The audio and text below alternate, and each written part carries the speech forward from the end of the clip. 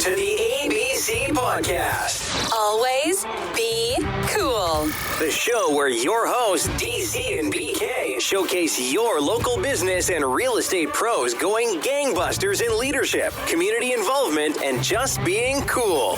Here are your hosts, serial entrepreneurs, mortgage experts at Summit Lending, and partners in crime, Darren Copeland and Bobby Kerr.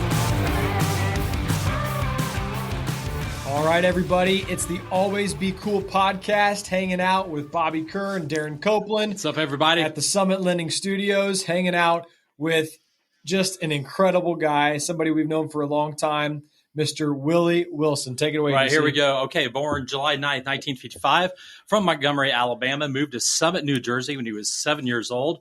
Highly regarded athlete in baseball, football, and basketball at Summit High School. He was drafted in the first round by the Kansas City Royals in 1974, played 19 seasons in the majors with the Royals, A's, and Cubs. He was a two-time All-Star in 1982 and 83, World Series champion 1985, Gold Glove in 1980, two-time Silver Slugger Award winner in 1980 and 82, AL batting champion in 1982, and AL stolen base leader in 1979 with 83 there, Bob.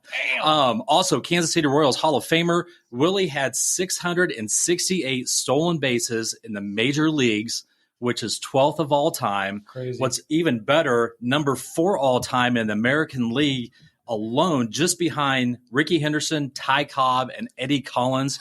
He is author of the book Inside the Park, currently lives in Arizona with his better half, Helen. Good friend of ours, Willie Wilson. Welcome to the show, brother. How you doing, man? You guys told me something I didn't know. I didn't know I was 4th in the American League. That's pretty good. Yeah. Oh, that's incredible. And I believe those 3 others in the Hall of Fame, man. I mean, you're right there. You're kind of a big deal, Willie. Well, thank you guys. I appreciate that. There's a lot of things I had a chance to do, and it was fun. But, I'm still doing stuff, so it'd be nice to, keep all of that going on a positive note. Right. Exactly. Well, and Willie, we kind of wanted to start off a little bit chronologically, through your life. So, you were an outstanding, just stud athlete, back in the day in high school, and, you were outstanding in, basketball, baseball, football. Heck, I think you even passed on, if I'm not mistaken, I think you passed on the football scholarship to Maryland. Is that not correct? That is correct. I was visiting a lot of schools my senior year, and, I got a chance to meet Woody Hayes, Bo Schembechler, just a bunch of those guys are really great college coaches at the time. But I really fell in love with the University of Maryland. And it was only about 3 or 4 hours away from my home in New Jersey. So that was one of the main reasons I picked Maryland. But the main reason I picked baseball is because I ran into Randy White. I don't know if you guys know Randy White or heard of him. Dallas From Cowboys. The Cowboys? Yeah. Half man, half monster. And the coach, Jerry Clearburn, had invited me down to visit. And I saw Randy White playing defensive end, figure out the play, caught the running back on a screen pass, and I wanted to meet him. Didn't know exactly how it was going to turn out, but he was in the shower. The coach called him out, and coach goes, "Randy, I want you to meet our next running back." And his first words to me were, "I hate running backs." So that kind of made me feel that a guy that big doesn't like running backs, doesn't want to even say hi, hello. And so I said back to him, I can play deep back. I can be a split end. But if I got to run into you every day, I think I'm going to sign this baseball contract. And that's pretty much how it happened. So Randy White kind of got me to play baseball. Interesting. That's right. Well, obviously you had tremendous talent growing up, natural talent. Just for fun, yesterday we surveyed 25 of our closest friends. This is a true story. Yep. 25 of our closest friends got a text message saying, hey, we're hanging out with Willie tomorrow virtually for the podcast. Our fantasy camp like buddies. most of our fantasy camp buddies that like guys like Brad, like obviously you're pretty close with Brad Stalling. So we texted all of them. We said, hey, Willie Wilson, what's the first thing that comes to mind? So I want to read a couple things that all of our buddies said. Okay. Oh, I'll keep it clean. Speed, triples, stolen bases, inside the park home runs, gold glove, batting title, most singles in a decade, golf, smile, and number 6. So, I mean, a couple of those were obviously doubled and tripled up, but wanted you to know that the first thing that people think of when they think of Willie Wilson are some pretty incredible things that are not only just baseball. And I think that's really cool is that the people that have gotten to know you on a personal level, don't just think baseball. They think this great guy, great smile, great storyteller, and just a hell of a guy. So pretty special. And I hope that resonates really nicely with you. Yeah, it does. It does. It's something that, when I played, I was like Dr. Jekyll, Mr. Hyde. I really wanted to win bad, and I didn't want to do too much on the field as far as communicating with the fans. And that's just was where I grew up, that New Jersey attitude. We don't take any prisoners and all that stuff. And but as I've gotten older and realized that I wished I would have went back and done things a little bit different, but there's things that you just can't change, but you can make them better. And so for me, I've tried very hard to really enjoy life, really enjoy the people, the surroundings, and really don't take things too serious, just kind of, have a good time and smile, but don't piss people off. Right. So sound that's advice pretty from much Wilson. it. Right. Yeah, but Stallings gave me a text yesterday, and actually we're going to go to lunch next Thursday. And awesome. He told me that you guys had did what you did. So it's really fun. He's really a good guy and really a good neighbor, man. Right. Well, the thing is, Bobby and I started this podcast. You're talking about don't piss people off, right? So, right. you might see this right here in the background. Just the golden rule of ABC: just always be cool, right? All right. So that's what we're trying to instill with everyone in our businesses and friends, right? 'Cause, man, life's a lot easier when you just don't go around pissing people off. Isn't it? Yeah. Yeah, that does help. So you mentioned something, Willie. You said that when you were playing, you were kind of like Dr. Jekyll and Mr. Hyde, right? So I actually made a note and I put down kind of two faces. So on the field and off the field, there was maybe two different guys that people saw, and kind of easygoing off the field, like you said. But when you got on the field, you kind of took almost that football mentality. Right. And whether or not that was a New Jersey thing, actually earlier this week, we spoke with, we had Vince Papali on the show. And obviously you're familiar with him and his story, right? Kind of East Coast guy. And he was actually born in New Jersey. He had the attitude. What is it with this East Coast attitude, man? I mean, so number one, what is it with the East Coast attitude that kind of instills in people that hard-nosed blue collar mentality? And then secondly, maybe take that into, your attitude on the field, off the field, and kind of how that transpired and how that continued to grow as you got older.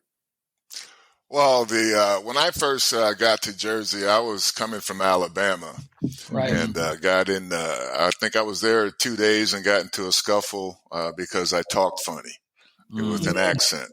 Right.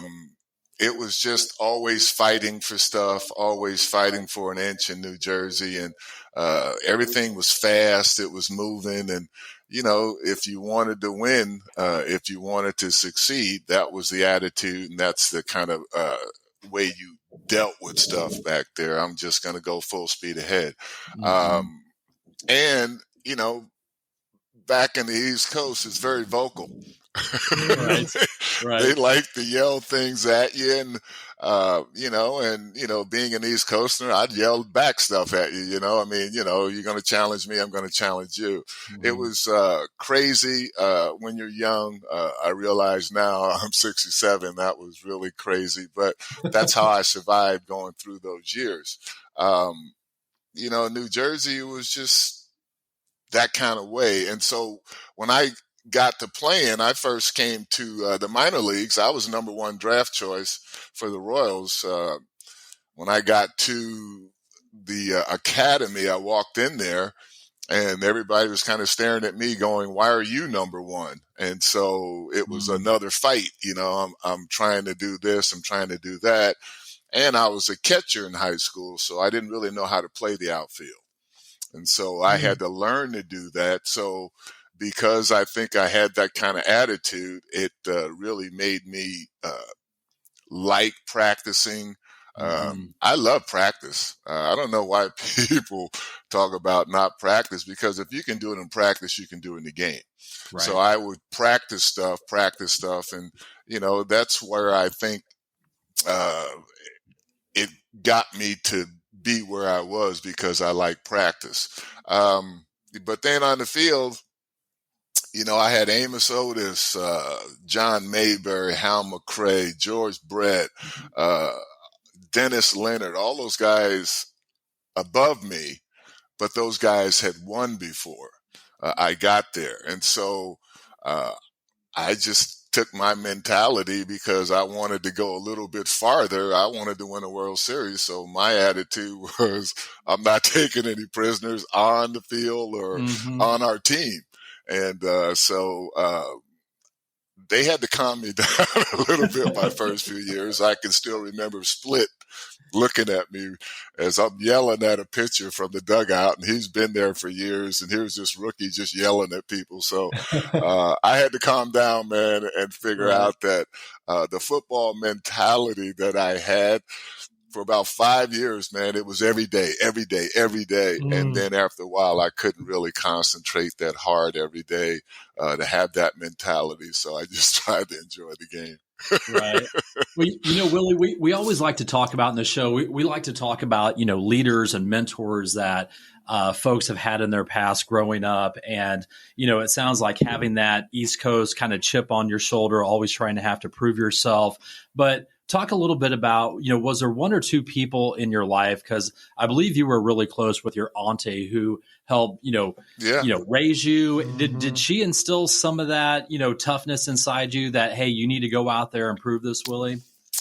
Well, my auntie, I had 3 aunties down there, and they disciplined me. My mom, when I went to Jersey, I would go back down south every summer until basically 8th grade, summer 8th, 9th grade. And I would work on the farm, slop pigs. Man, that's a tough job, slopping pigs. Right. And what my aunts did was to teach me work ethic, try not to complain, and be thankful for what you got, and just try to make it better. But if I got in trouble with my cousins, I was going to get whooped by my first aunt, my second aunt, my third aunt. And when I got home, I was going to get whooped by my mother. So it was always something to keep me from not getting in trouble. So, they were big influences. But one of the biggest influences on me was my high school coach, Howie Anderson. He was a Rutgers football player, linebacker, big man, but he was tough, but he didn't try to make it tougher on you just because. He wanted you to be the very best that you could be, and he was always doing something positive for us. And there was a couple other people there that Mr. Guida, he was the head of the recreational center there, and he was also a very positive person in my life. And of course, my mom, she was very positive for me, because she was taking care of 2 young boys by herself with my grandmother. And it was a very tough job. So she had to be a mother and a father, but she was always positive, and she did a lot of work for us so that we could survive. So I was very fortunate as a young man to see that. to see what hard work does and see how it pays off. And so it helped me out a great deal. So, those were the people that really kind of influenced me. Exactly. So you weren't quite an angel like, of course, Bobby and I, we were angels. We didn't need any help at all, right? No, I was not an angel, but I wasn't a bad kid, I don't think. I was really easygoing. I had a lot of fun growing up. But then when I started getting better in sports, that's when jealousies start. It's really hard when you're a young kid and this parent doesn't like you because you're starting over their son. So that kind of stuff started as my junior and senior year, and it really never stopped after that. So that's kind of how I had to harden myself. If you don't like being criticized every day, because in baseball, every day we're the only teams or only profession, they put an error up there. Every time you make an error, right? They flash it on the board, E5, E6, whatever, right? So if you don't like being criticized, don't play baseball. Yeah, exactly. Right. Well, and also, Willie, this time of year, obviously, just a great thing for Kansas City and the Hall of Fame, and finally Buck O'Neil being introduced to the Major League. I mean, that's what an incredible story. But, during our research, we were watching some old clips, and you kind of envisioned him as almost a father figure, if I'm not mistaken. So expand a little bit on your relationship with Buck. Well, Buck's always been kind to me. For some reason, Buck kind of took me under his wing. He saw something in me that maybe I didn't see, and I see it now. What he probably saw in me, but he would come over the house. He knew all my kids' names, and we would go play golf together. And he was just, I feel like now he was trying to get me to go the way that I'm going now. Nice. And when did that relationship start? It kind of started after all the commotion in '84. That early, huh? Okay. He kind of just would come over. I remember one time at the house, we had a pool party, and my friend Lupe had a band, and he played at the party, and Buck came over, and everybody was kind of sitting there, and Buck like, "Come on, young fellas, let's get up and dance." And he got everybody up. And, Buck was just that kind of person. I am so happy for him that he's in the Hall of Fame. Yeah. I know that he said it didn't bother him, but I kind of think it bothered him a little bit because, everybody wants to celebrate it when they're alive. Right. And, he deserved it then and he deserved it now. Right. But, I got this one story with Buck. We were at Longview Golf Course. Oh, Fred Urbanus? Right. Yeah. And now Fred Urbanus, right? But there's that par 5 dogleg left, and water on the left, and then I think it's either 6 or 7, and Buck, hits a nice drive down the right side, So I'm going to try to turn the 3-wood around the corner, because if I hit the drive, it's going to be too far. I'm going to be in that crap, right? And I popped it up, and I'm like standing there looking at it up in the air, and Buck goes, "Run it out." He might drop it. And that's one of my best memories of Buck. And after that, we just laughed. So Buck's always been a friend. And right now, Bob Kendricks is that kind of friend that Buck has been to me. Bob's a good guy, and Bob's really made the museum what it is today, him and Buck. Yeah. And I'm just really proud to have been Buck's friend, and I'm proud to be Bob's friend. And hopefully, things can work out to where I'm back in Kansas City a little bit more often doing stuff for the Negro League Museum.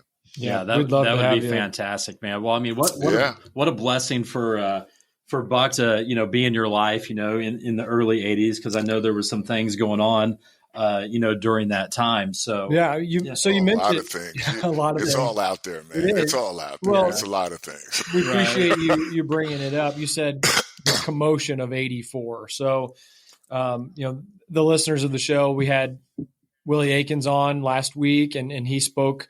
Obviously, he's very open about his personal experience, but kind of what was that like going through, like you said, the quote unquote commotion of '84, and how did that kind of maybe propel you for the rest of your life, whether as a athlete always in the spotlight? Because I bet that just had to have always been hanging on you like this monkey, like, Willie, you're in the spotlight, even though you don't necessarily want to be. Because I think even on DC had some notes that you didn't really want to be famous.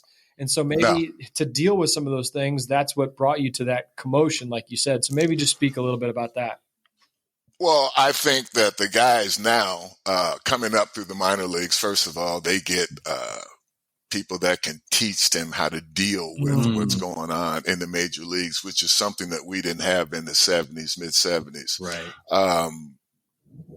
That was one of the reasons that I think I kind of went the way I went.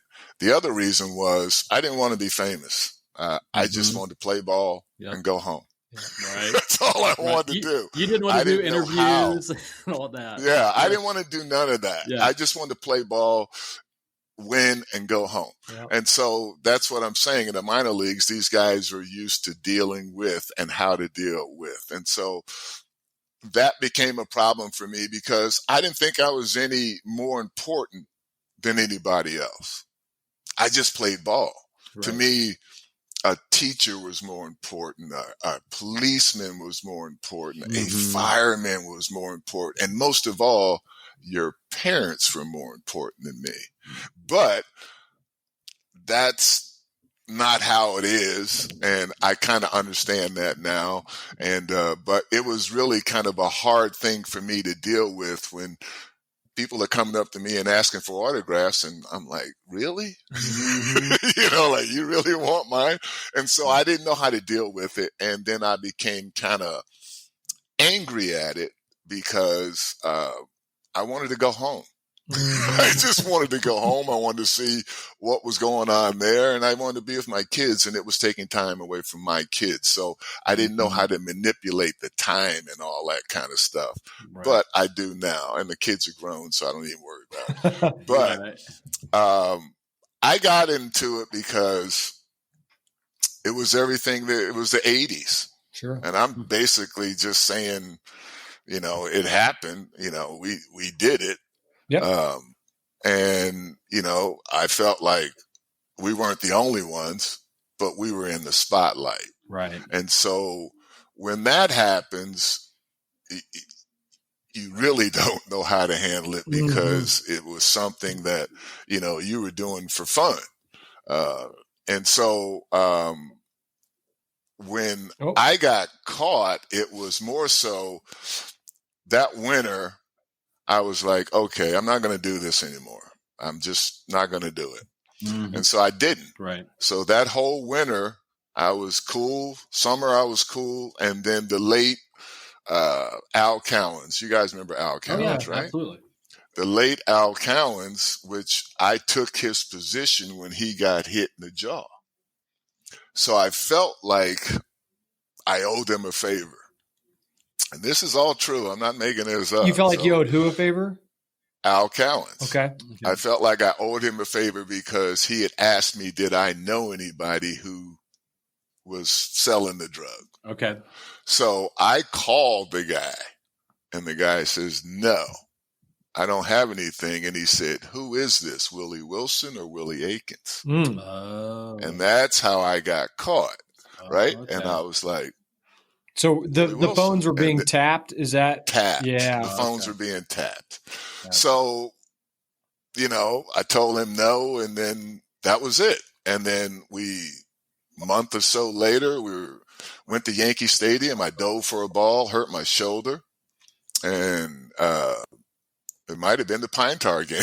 I don't know. I can't remember, right? But I know my shoulder was hurt. So we came home. I was going to the doctor, and I kind of went through a yellow light, and then the car behind me went through a red light. And I went, wow, that's weird. And I stopped at the next light, and the car pulled up to me, and I looked over, and it said KBI, Kansas Bureau of Investigation. So I pulled over, and they just started talking to me. We think you doing this. And I said, well, if you guys know so much, why are you asking me stuff? I don't know who sells this. I don't know where it's coming from. And if you think I'm selling it, you're kind of crazy, because I'm not going to do that. Right. And so they didn't press charges or anything right away. And then I went to the doctor, came to the ballpark, and it was all over the news.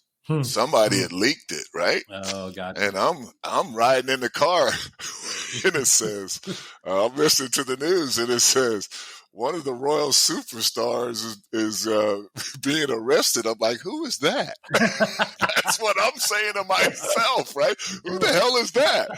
So anyway, I get to the stadium. Share host calls me up. I got to talk to him. Now, everybody in the locker room's got their head down. I mean, shit, man, it's me. Right. So finally, I go talk to the people and talk to a lawyer, and the lawyer recommended to the judge probation. I had like about, 15,000 signatures. I was clean. I mean, I wasn't doing anything. I was just clean. Right. And so, but I'm not saying I didn't. I mean, I did before, but at that particular time, I was clean. Sure.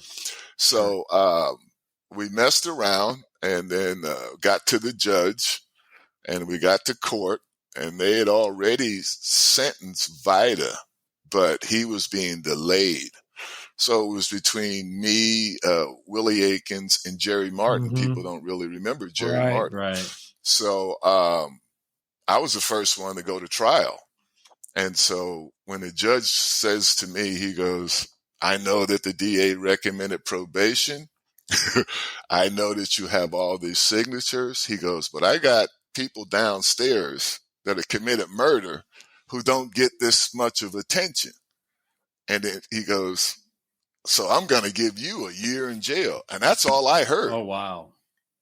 Was a year in jail. And I popped up and I went, for what? I didn't do anything. Wow. Like all I did was call. Right. And then the guy goes, but I'm going to suspend, I think he said 8 months or 9 months or something like that. And I had to do 3 months. Right. And I was like, that's all I heard. I was like, what the hell? I didn't do anything. I wasn't taking anything. I didn't do anything. Right. You see, I'm clean. I had to go get all kind of stuff. And turned out the judge was a frustrated athlete. And he didn't. Yep. And so he was going to make me an example of not doing it, I guess. Right. So I was the first one, and then I had to, it was really heartening because I could take it. What hurt me was my kids, because they got to go to school. Yeah. They got to hear all this stuff. They got to do this. They got to do that. So it hurt my kids more than I think it hurt me. But if I was at that time a better person, I would have thought more about my kids and what it was doing to them. So there's things that you do that you wish you could change. You can't. Well, but we all have. You can make them. Yeah, you can make them better though. Right, and that's what I'm trying to do. The cool thing is, Willie, is we all go through life and make mistakes, man. And the best thing is you quickly learn from that, and you clearly had a good relationship with the Royals organization and the Kaufmans, because those other three guys weren't around, right? They kept Willie around. I understand that, right? So how was it? They weren't around, but I tell you what, Mr. K called me in his office. Okay. Yeah, Here we go. And it was me, my wife at the time, and two of my kids. And he ran me up and down. And then after he did that, he goes, "This is what I'm going to do. I'm going to give you a 4-year contract." And I went, "What?" Wow. So, but he said, "If you ever," and, you didn't want to disappoint Mr. K. And then the next year we went to the World Series and won. Wow. Right. So, like I said, Mr. K was like Buck. They saw something in me that I really didn't see. And, it was, I've been very fortunate in a lot of areas. My health has been good. Let me knock on some wood. It's just something that, happened. And so it happens, and you just try to help other people to make it not happen. Absolutely. Well, we all have problems. And I think that's kind of the power of you telling your story about your struggles, whether it was through your book, right? So I think maybe we can talk a little bit about that, but being able to share your experiences on how you overcame those things, how it actually helped you later in life, how it helped you become a better teammate, a better father, a better partner, a better leader, by example. So maybe speak a little bit about, for a couple of minutes, of how and why you decided to do the book and how it's helped kind of tell that story and help others. Well, I decided to do the book to get it off my chest. I know that's a great reason. I wanted to do the book to let people know what really happened, and that this game or life can lead you through a lot of paths. But I've always been spiritual. I'm not religious. There's a difference. Yep. I believe in certain things, and I feel there's a spirit. And if you're on the bad side of that spirit, you get bad. If you're on the good side of that spirit, you're going to get good. And I just feel like it was something for me to do. It was something for me to just let the truth out. And I got a call from one of my buddies back in high school, and he told me, he goes, "Oh man, I didn't know the truth, and now I do." And it was really fascinating that he found out. So I think a lot of people were kind of misguided to how it happened. And I think a lot of people still are, but it made me realize that this is what I have to do. And then this is how I'm going to help some people. And I started doing stuff with the dental clinics, and we were helping kids get free dental care. And kids that couldn't afford it. And we started doing baseball camps, and we were just trying to do knowledge of my knowledge to give to the kids. And then, it just made me so much better, I think, to appreciate life a little bit more. And it made me appreciate the people a little bit more, because the parents are... The kids don't know me, but the parents do. Right. So that kind of made it kind of cool. Well, doing those things probably made you happier. Like, just, it gave you it was happier. It was more time consuming, but you don't think about that when you're helping. I realized that, a lot of people don't know about dental, but you can have a toothache and die because it can get infected and go to your brain. And a lot of people don't know that. And that's how we started the dental thing, was because this young man died from that. And the story that I really kind of tell people is this one lady, sad story. Her child, or this is a grandmother, her grandchild, they don't know where the mother was. So the grandchild and her, he had these braces on and he couldn't get them off. And he'd had them on for years. And he finally, doctors took his braces off, and the grandmother was just in tears. And I don't want to say it was me. I was just the face. It was the doctors and the nurses and all that helped. But she came to me and she hugged me and crying, and she said, "I'm so happy that someone wanted to help, because they couldn't afford to get it off. And if the other dentists were to get it off, then they could be sued for this." And if it, it was just a bunch of stuff. But the worst part of that was, she said, "We live in a porta potty."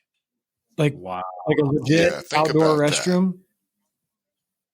porta potty. Wow. And if that doesn't Unbelievable. hit you in the heart, then there's nothing that will. And for me to just help that person and with the organization, it made you feel that you were doing something worthwhile. And I still feel it right now in my voice. I'm not trying to, but it was so heart-wrenching that people live like that. And we just don't give a crap. Right. And that's what makes you want to go do things of what you're doing. And so for me, it really put a different perspective on Well, life. the thing is, Willie, you've been put on a track with being blessed as an athlete and just a great person at heart. And the things that you've learned good and some difficult times over life, man, that has just positioned you to be a light to others, right? To give back and give them hope, right? So you being active and doing that things just changes people's lives. Well, it changes my life. Exactly. And if it can help other people, and sometimes you don't realize helping other people helps you. And so I try to do that. And believe me, I'm not rich. I mean, I went through bankruptcy and all that kind of stuff. And, I'm making it, but I'm not rich. Let me put it that way. I hope people don't think that all that money, it was still in my bank account. But I just feel that whatever I can do to help, it really helps me and it helps the other person. But, it's just makes you feel good, does. Man. Well, before we move on, Sean Casey was on the show yesterday, and he said something to the effect of, if you really want to do something that makes you feel better than anything else in the world, go out and do something for somebody else. Because he actually said there's nothing more selfish than doing acts for others because there's nothing more gratifying, right? And it's an interesting perspective on it. It's true. But to your point, by helping others, that's what truly, lifts us up as individuals. So, maybe moving on, I think it would be kind of cool. Would you mind if we asked you a couple stories that we prompt? Would you mind be able to share some memories with us? We know what a good storyteller. That's my specialty. Oh yeah, we've heard a bunch of your stories before. We want to share them with some others. Yeah. So, how about let's start here. So you've got a pretty illustrious career. You played for a lot longer than most. You accomplished a lot more than most. I'm just gonna read a list of names: George Brett, Dennis Leonard, Hal McRae, Amos Otis, Brett Saberhagen, Frank White, Quisenberry, Freddie Patek, Mark McGuire, Jose Canseco, Ricky Henderson, Dave Henderson, Eckersley, Bob Welch, Dave Henderson, Willie Randolph, William McGee, Jamie Quirk, Sammy Sosa, Ryan Sandberg, Mark Grace, Sean Dunston. Dude, you've played with some rock stars, straight up ballers. Like, holy cow. Hey, man, it was, when I was with the Royals, we had some really great players. And then I went with the A's, and I tell people, I played with the Royals. I started was a utility toward the end of my career there. But when I went with the A's, I had never played on a team with that many superstars. Right. It was really kind of cool. And the first year, the guy on the bench was me, Harold Baines. He's a Hall of Famer. We're on the bench, right? You got Randy Reddy, right? You got Blankenship. And then you got the governor, Jerry Brown, because at that time, the governor of California was Jerry Brown. And, those are the bench players. We just had a great time. Yeah, we were the bench guys. And then I got kind of pissed off because Dave Henderson got hurt my second year, and I had to play the whole year. But I got in the playoffs that year, and actually we lost to the Toronto Blue Jays, and they went on to win 92 and 93. Okay. But it was kind of cool to be, and then you forget Ron Darling was on that squad too. And we had Goose Gossage. He came in 93. No kidding. And it was really kind of cool to just play with those guys. And then I went with the Cubbies, and then the Cubbies were different back then in 93, 94. We had 2 different managers. One year was Lefevre, Ryan's dad. And then the second year was... And wasn't Troublehorn, like what I've heard you say? He was your favorite manager, right? Oh, yeah. Troublehorn was he'd never managed before. But Lefevre was cool. I mean, he was a veteran, and but Troublehorn was different. And that was my last manager because I got released. And but it was cool though. My last question to them was, "Do I get paid?" And if I get paid, then I'm signing right here. Do you? Yeah, because we went on strike that year. Oh, that's right, 94. Wow. 94. That was wow.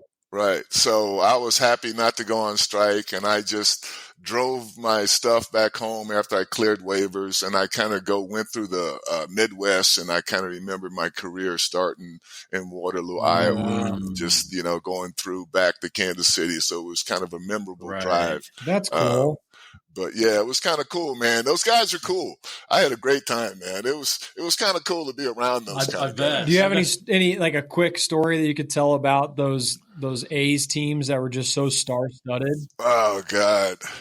Let me see. The first time I was ever in spring training there, I'd wore royal blue all my life. Right. So now I got on white shoes, yellow sanitaries, green socks, pull-ups. We got gray, we got green, we got yellow, and we got all these different colors. And so I'm locker next to Mike Gallego. Oh, okay. And so remember Gallego? Yeah. And so he's our second baseman at the time, right? And Walt Weiss was shortstop. So we had a really good team.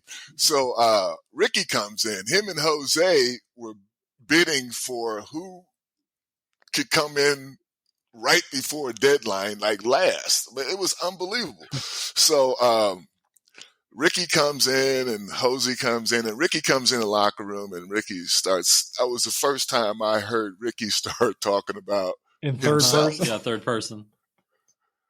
And so I'm sitting there, and me and Gallego and reporters are all there because Ricky's the last one to report in, and they're like, and they start asking questions, and he starts going, Ricky says, blah, blah, blah, blah, blah, blah. But Ricky says, and I look at Gallego and I go, isn't he Ricky? Who's he talking about? And Gallego just puts his towel on and just going to the shower. That's called Rickyism. Ricky being Ricky. So that was Ricky being Ricky, man. And so the last story about Ricky is the year before, Willie Randolph was on the team. And he called Willie Randolph Will Dog. And so my nickname has always been Bean. I think Saberhagen gave that to me years ago. Chili Bean, String Bean. Okay. It was just Bean, right?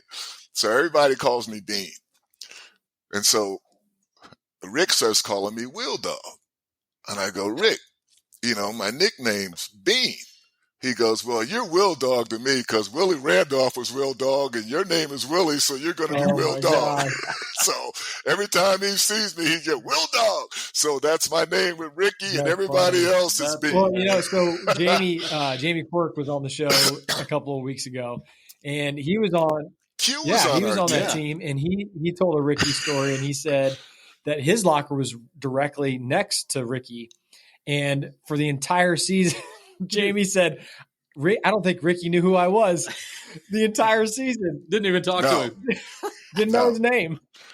Ricky had no idea. Him and Jose thought they were like the bomb. The sun, or like the earth were right. Them. Him and Jose.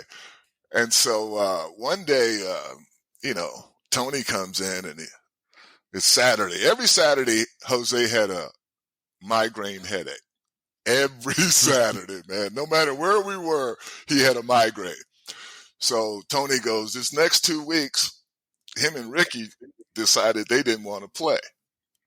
And I don't know for what reason, whatever. So Tony had me in center, Randy Reddy in left, and at the time, Eric Fox came up playing right field, and he was going to let us play. This is 92, right? So I got to play because Hindu's hurt. So we end up being 10 games up. Now they won't come back.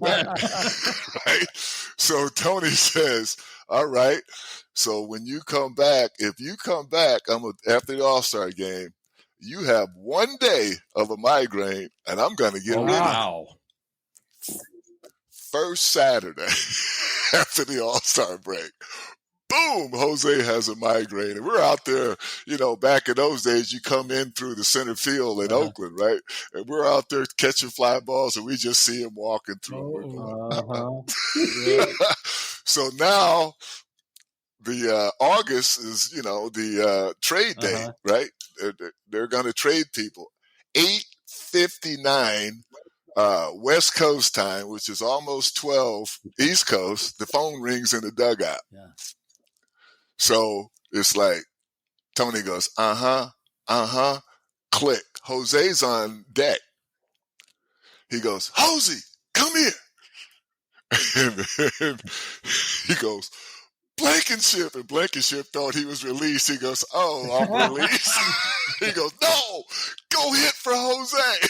So Jose comes back and he sits down, and Tony tells him, dude, we just traded you. He takes his shirt, buttons go flying off, grabs his bat, right? So me and Hindu are sitting next to each other, Dave Henderson. We kind of run upstairs, and Jose is locking the doors because he doesn't want the reporters to come in, right? So Hindu goes up to him. I don't go up to him. Hindu knows him, right? Hindu's like, hey, man, what happened? He goes, I got traded to blank and blank Texas Rangers. Hindu goes, I don't care about you. Who did we get? He goes, Ruben blank and blank Sierra. And Hindu goes, yeah, right? And then Hindu goes, okay, see you. And that was it. Jose, Ruben came in, and then Ruben was kind of another Jose. That's amazing. That's amazing. So it was different, man. But you get all kind of stories, man, with these guys, man. It was kind of crazy. Willie, but we had a good time. Though. I had a good time. One of the stories I would love for you to share with those who are listening to this, and it actually involves the A's. So go back a few more years. Let's talk about the 1982 batting average race between you and Robin Yount, and tell everyone how that went down with Billy Martin, who was the manager of the A's back then. Well, Billy, I'd got a chance to deal with Billy by playing against him, but also I'd went over to Japan in 79, I think, and I think once in 80 our team went there, but Billy was the manager for the American League. And it was an American League, National League All-Star game in Japan. So I got to know him there. And I just found out he was really a really nice man. I think, we all put on a facade when we're playing and this and that. But Billy was really kind of cool person. So I'm leading in the batting championship. I think I played 160 games that year, maybe 1 or 2 games less. But I played a lot. And it was the last day of the season. I was up, I think, 5 points or 4 points on Robin Yount. And I walked into the locker room, and Sherhost and the manager in there, and they go, Willie, come in the office. We don't want you to play today. And then for a quick second, I was like, why? You don't think I can get a hit? All I got to do is get one hit, right? I'm going to be up 4 or 5 times. At the time, I was hot. And so they go, no, we just don't think you can. We don't want you to play. He's got to go 5 for 5 to beat you, right? He's 1 for 1. He's 2 for 2. Getting live updates during the game. He's 3 for 3. He's 4 for 4 right now, right? And they're an hour ahead of us because they're playing the Baltimore Orioles. So the phone rings on our side. I'm down there loosening up, trying to get one at bat, one hit, right? Like its chances are going to be slim. So Billy calls our dugout. He's on the other dugout, and he calls over and he goes, "Hey, you guys want me to delay the game until you guys find out what Robin Yount did in Baltimore?" And I'm saying to myself, how the hell does he know what's going on? I mean, he knew what was going on, right? So we're like, yeah, let go delay it. So he goes out, and he's not going to take the pitch out. He just goes out there to talk to him. And then we get a call from upstairs. Robin Yount lined out the center field. The guy made a diving catch, right? So we whistle at Billy and go, it's good. Yeah. It's good. And then as he's walking off, I tip my hat to him, and he tips his hat back to me. And so it was like, hadn't been for Billy, I probably would have got up, grounded out. Yeah, because you won by like 100th of a point, like 100. Yeah, 1/100th of a percentage point. That's the man. And like you said, Willie, what other manager who doesn't have one of his players in the batting race is over on the other side of the dugout paying attention to that? Right. That's what I'm saying. He knew everything that was going on, and I just really appreciated him for that. Billy was a really good guy. Man. Here's a prompt for you. So this guy's come up a couple of times in our podcast with players talking about him, but Mr. Nolan Ryan, the Ryan Express, right? So to set the scene, I think you had a couple of instances with him, a couple of different stories and memories, one being your first All-Star game. And then secondly, obviously, I don't want to give it away before you give it away, but the story of where let's just say you knew what was going to happen during that at bat. Yeah. Well, I had faced him before that. I came up from AAA, and I didn't drink. I wasn't a drinker. I'm still not much of a drinker right now, but they took me out and said, Rook, you want to hang with us? You got to learn how to drink. You mean, right? So they gave me my teammates. They had me 3-4 vodka and orange juices. That's the only Amos drank vodka and orange juices. So I drank them while I was drunk. So the next day we have a day game, and I didn't know Amos. I knew him and Nolan had played together with the Mets, but Amos hardly ever faced Nolan. It's a rarity that Amos faced Nolan. So now they come to me, "Hey, Rook, you ready to play?" I'm like, yeah, who's pitching? Nolan Ryan. Okay. Here we go. So, all right, I'm batting last, and Nolan, I'm going to bunt. That's part of my game. So I fouled it back to bunt, and he starts screaming at me like, "You blankety blank blank" from the mound. I mean, they could talk back. I didn't know you could talk to each other back then, but they could do that, right? And he's screaming at me, right? So I get back in the box, and I look at the catcher, and I go, "Was he talking to me?" And I think it was Sonny. He was like, "Yeah." So anyway, no, he was with the California Angels, so it wasn't Sonny. I think it was Bob Boone. Anyway, so the next pitch is coming at me right at my head. I mean, it's coming, man. He's grunting. Ugh! So I flip, and I mean, my bat's going one way, my helmet's going the other way. I mean, I flip, man. That's the quickest I ever think I landed on my back. And when I had my eyes closed and I was kind of searching and feeling in my body, where did I get hit? And I noticed I didn't get hit. So I opened my eyes, and he was standing in the cuff of the grass, the turf and the batter's box. And he said, "Don't you ever butt on me again." And I'm laying on the ground, right? And I just looked up at him and went, "Okay, I'm never going to butt on you again." So now it's 1992. He's played in the 60s, the 70s, the 80s, and he's still playing in 1992. And I'm like, come on, man. So the score is 7 in the seventh inning is 0-0. I'm leading off. I know, Nolan's pitching his Texas Rangers, and I try to fake a bunt, but it was ball one.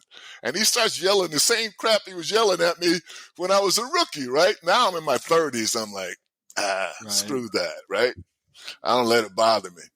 So he gets 3-1, and I know he's got to come with a fastball. I cheat a little bit, get out front, hit it the right center. And as I'm rounding second, I'm yelling the same thing he was yelling at me, right? And so the fans start throwing stuff at me, right? They're just, how could you yell at a legend? And I'm like, are you guys watching the same game I'm watching? This guy's yelling at me and stuff, right? So anyway, we score 2 runs. It's the 7th inning, like I said. I got to get up again in the 9th. I know it. So we got McGuire, Jose, all these big dudes, Steinbach, Dave Henderson, big dudes, right? And then I go, he's going to hit me, right? And everybody goes, yep. So I go, nobody come out. Just let them hit me. We're going to go to the playoffs. They're not. So I walk up to the umpire. I used to tap the umpires and tell them hello. And I said to the umpire, he's going to hit me, right? And the umpire goes, yep. So I step in the box. I don't even dig in. I just turn my back like, okay, go ahead. Just freaking hit me, man. And he throws one right down the freaking middle. And I go, oh, God, I start digging in. He's not going to hit me like this, right? The next pitch, hit me right in the leg because he knew I was going to run if I got hit anywhere else. And the ball didn't just go like hit and bounce. It hit, and it was like it went through you, sucked in like that, right? And then it just dropped, right? And so I'm thinking to myself, don't let him know it hurts, right? Just run to first. I took one step, went down. So, that hurt, man. I can still feel it to this day, how that ball hurt, man. Like, the seams were in my leg. But anyway, I get to first, and, Rafael Primero's there, and he's going, man, I hate it when he hits people. And I go, why? He goes, because he doesn't have to hit. One of us is going to get killed. Right. And I go, that's a fact, because Tony likes to, he'll retaliate. I go, you're okay. But you see that center fielder out there? He's going to get beat up. But, I met Nolan years ago when he was the GM for the Texas Rangers. And the Royals are down here in the Wigwam, and they share the same place with the Texas Rangers and the Royals, right? I hear these boots, boom, boom, coming around the corner, and I look up. I'm sitting at the bar, and it's Nolan. And I'm like, oh, jeez. He comes over. We sat there for about a half an hour to 40 minutes, and we had the greatest conversation. He was the nicest guy you ever wanted to meet. And I just have that memory of him that day opposed to the ones that he was hitting me. And then I said to him, good luck as a general manager. And this is his comment to me. He goes, I think I'm a little bit old. Oh, really? Wow. And they go to 3 World Series. How about that? That's right. Well, you see what I'm saying? He thinks he's over his boots, and they go to 3 World Series. He was just such an intense competitor in between the lines, because to finish out that story, didn't the umpire throw him out? Like, wasn't that one of the few times he was actually thrown out of the game? I think the only time. Well, that was the only time. Yeah. He got thrown out of the game. And when he hit me, the umpire goes, you get out of here. He goes, for what? I hit him all the time. There it is. I think it might have been the only game he was ever thrown out, man. But, I got all kind of different records, man. One of the things that we want to honor you for, Willie, because you just had such an amazing career. But, man, you're one of the very few people of all time in 1980 that you had 100 hits from each side of the plate. Jeez. You had 230 hits that year. And, bro, you had a 705 at bats. That's unheard of. What? Yeah. Unheard of. Yeah. At the time, it was, I think, 7-something.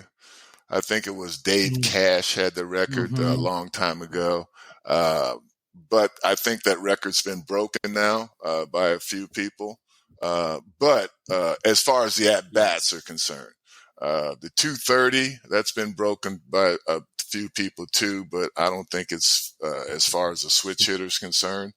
And for me, I was proud of that because you have more right-handers than you have lefties in the big leagues at the time. So I had to get up less times right-handed to accomplish the 100 hits. And the last 3 hits I got right-handed were against right-handed people.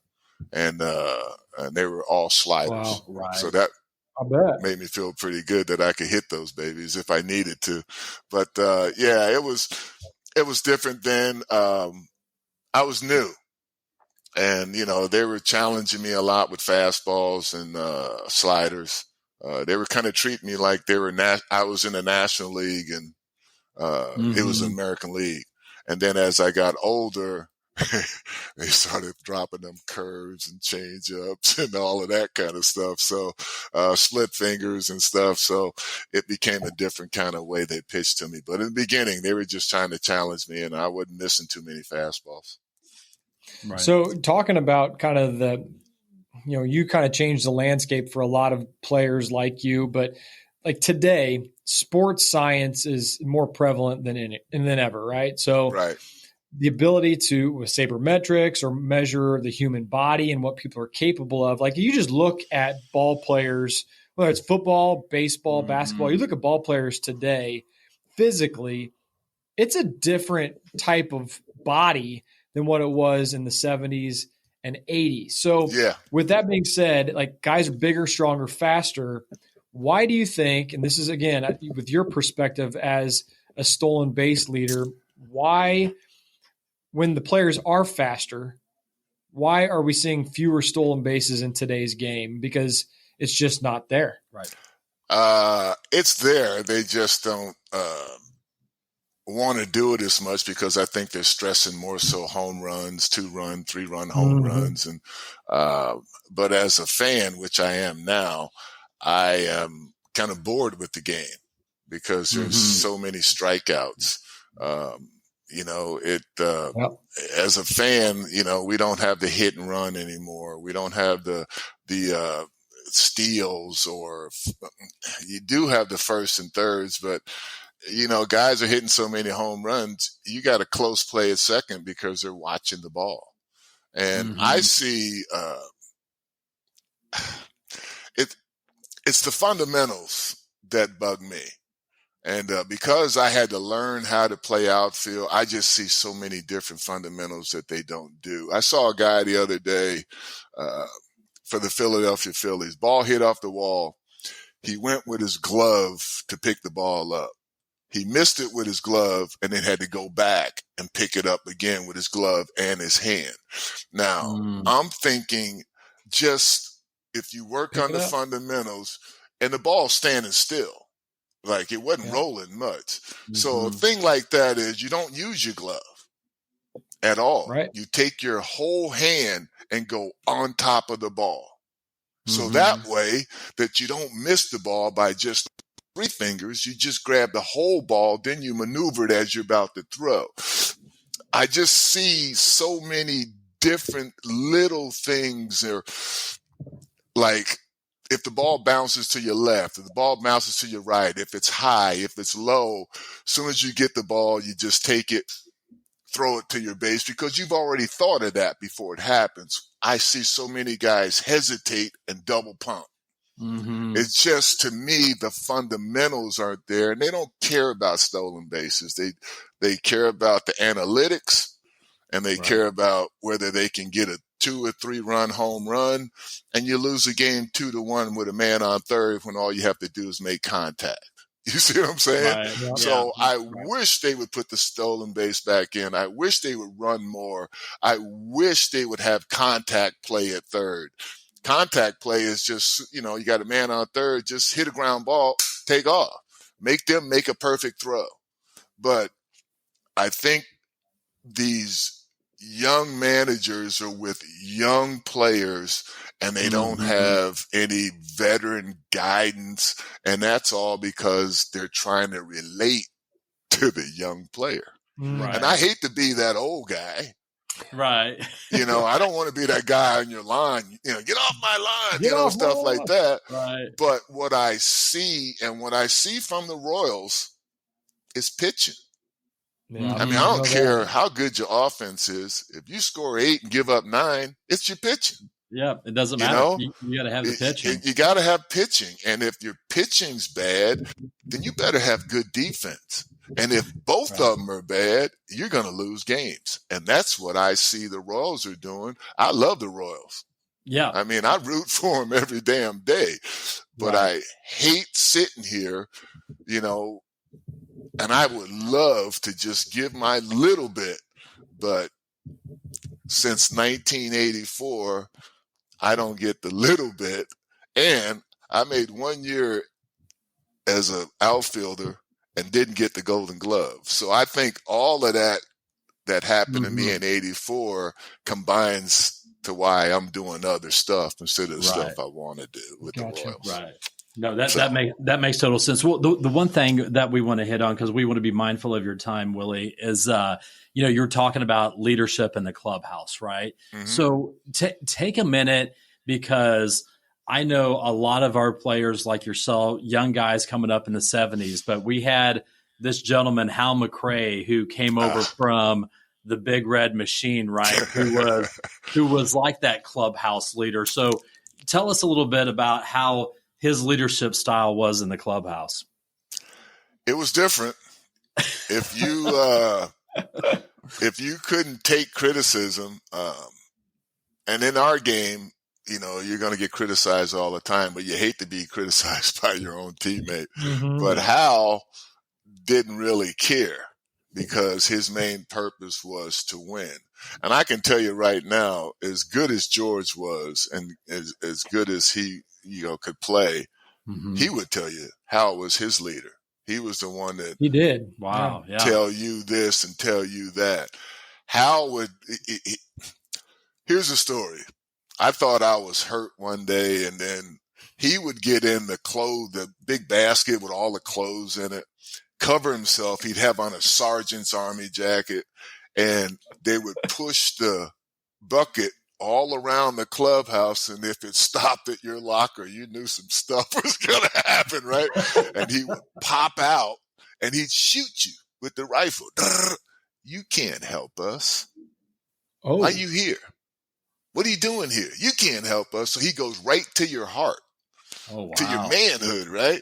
And now you're going to you go, well, I'm playing then, because he would tell everybody in the locker room, what are you doing? You can't help us, right? Wow. So now he's making you play.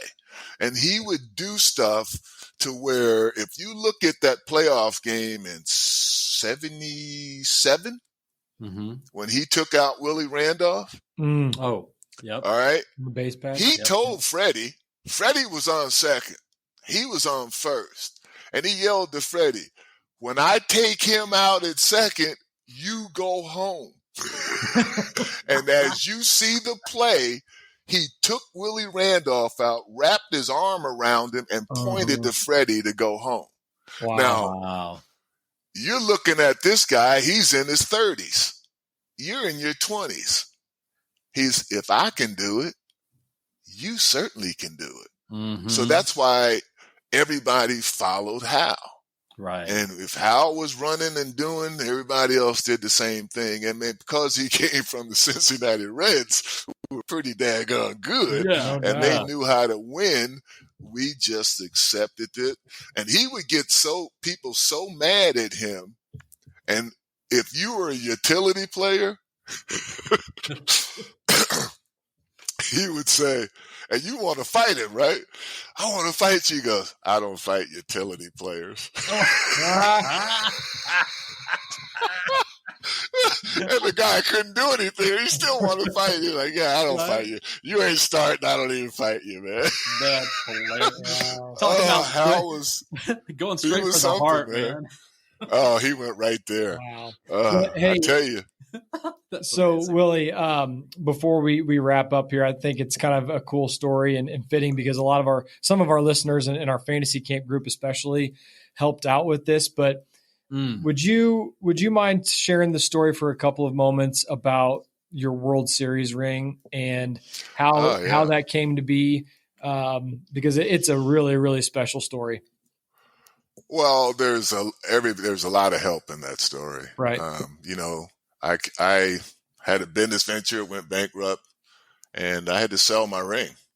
I didn't have to sell it. They sold it. The government. The case, yeah. The guy I was trying to get the ring back from, which I wanted to get his permission. He wanted season tickets to the Royals and an astronomical amount of money. And I just told him, you keep it. So I had to call the Royals and get permission through them to have my ring remade through the company that would making them back in those days. Like Jostens or something. Right. So finally got permission from them. And I had wrote my book, and I think I was doing speeches and stuff like that surrounding the book. Helen, my better half, I'd went on to do something in Toronto, and the whole city knew about it except for me. I don't even know how a whole city kept it secret, man. So I go to the Negro Leagues, and I'm going to do a speech. And then finally, I finished the speech, and I kept seeing people that were coming in that normally weren't coming in to do those kind of speeches at the Negro League. So I'm like, okay, something's going on, but I didn't exactly know what. And then they told me that it was basically to present me with my World Series ring, and there was a lot of people that put up money and cash and stuff for that to help me out, and especially a lot of local guys. And I still got the names of everybody over here, and my thanks for the memories. And there was a guy in there that a lot of people don't know I was pretty good friends with, and half of the money we had got, and the other half he had gave to us, and that was Eddie Vedder. No kidding. Well, he was on. He was discussed on yesterday's show with Sean Casey. Yes. Yeah. I'll be damned. Eddie's. I've known Eddie for a while. He kind of gave the other half of the money. Wow. And that's amazing. Did that relationship start with the Cubs connection? Yeah, with the Cubs connection it started, and he's a big Cubby fan. But I got to really know him doing a lot of fantasy camps, and we would sit down and talk, and he was just a really cool dude. That's awesome. We became really good friends, and it started late 90s. So it was pretty cool. And so when I got the ring, it really touched me. I don't wear it much now because I don't want to lose it. You don't want to lose it, yeah. But I do wear it at special occasions. And I'm coming to Kansas City on the 8th next month to do the Buckle-Neal Golf Tournament, and also to do WHB, which is 100 years of existence.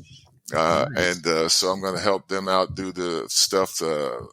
I guess it's a dinner and sports kind of special, and they're going to hand out ESPYs. So that's pretty cool. And then I'm going to do some clinics there in Kansas City for Raytown and the Negro League museum out in the back, the Urban League. So right on. It's going to be nice. I really love coming back there. I would love to come back there for more things. But, it's tough, and I know that. Well, maybe we'll be able to hook up with you when you're in town next month. Yeah, man, that'd be good. Hey, Willie, we always say great things can come from fantasy camps, whether it's Cubs camp or Royals fantasy camp, man. A lot of good vibes come from there. For sure. We talk about how we've made some of our best friends and brothers, and now we're going to weddings and funerals and all types of cool stuff, with these great guys. So that's a great story about you and Eddie Vedder, man. Love it. Yeah. Thank you. It fantasy camp, I really enjoy that. And this year we got another one in November. How about that? Yeah. Two in 1 getting year. Ready. Getting ready. Well, hey, Willie, we're gonna. I want to ask you guys one thing. Yes, what you got? How's Clarky? You know what? How's he doing? Yeah. Well, we love him very much. And, we see him and talk. You just saw him the other night. I saw him 2 nights ago. I took my son to the Royals game and saw Clarkie because, he's the mayor of the crown seats right behind him. He loves that. But, man, he looks good. He's in really good spirits. And, as you know, he's just nothing but salt of the earth, one of the best guys. Yeah. And he's really looking forward to being healthy and being ready to rock in November. He'll listen to the show. And Clarkie, we love you, man. Obviously, Willie loves you too. Yeah, man. I just wanted to find out, man. I just wanted to let him know that always thinking about him, man. So strong dude with a strong woman in Jamie. That's for sure. Absolutely. We'll definitely pass that along for you, Willie. As we wrap up here, rapid fire. Okay, 1-word answers: football or baseball? Baseball. Did you ever pretend to limp down first base so pitchers wouldn't think you were stealing? Yes. Should number 6 be retired by the Royals? Definite. Yeah. Absolutely. Yeah. There's the way to end the show right there. You said 1 word, right? I couldn't say definitely yes. No, hey, man, we love you. And I will say, for those listening to the show, Bleacher Report, obviously a huge sports site, has Willie friggin' Wilson listed as the number 3 Royal of all time. All time. That's pretty amazing. Yeah. So out of all the Royals, how about it? So, yeah, I think number 6 should be retired too. So, Willie Wilson, thank you so much for being on the Always Be Cool podcast. We're your hosts, Bobby Kerr, Darren Copeland. Be sure to find us online, Spotify, Google, Apple playlists, as well as Instagram and Facebook at Always Be Cool Podcast. Willie, if somebody wants to find you, buy your book, or listen to you, what's the best way to get in touch with you? Well, they can do Willie at williewilsonbaseball.org, and they can email me there, and we'll go from there. Awesome. Right. Willie Wilson, thank you so much. Hang on the line. We're going to stop recording. We'll talk to you for another 30 seconds or so. And take care, guys. Thanks for listening to the show. Cool. Thanks, Willie. All right. Thanks, guys. If you are hearing this message, you've listened to the entire episode. And for that, Darren and Bobby thank you from the bottom of their hearts. They hope you enjoyed this new episode. And if you did, please leave them a review on Apple Podcasts, Spotify, or wherever else you're listening. Please share this episode with others who may be interested in our community. Also, feel free to let DC and BK know which business or community leaders you'd like to see covered in future episodes. Get in touch in the comments or on social media. See you next time for a new episode. And remember, always be cool. This podcast is powered by Summit Lending, NMLS number 1850081, Equal Housing Lender.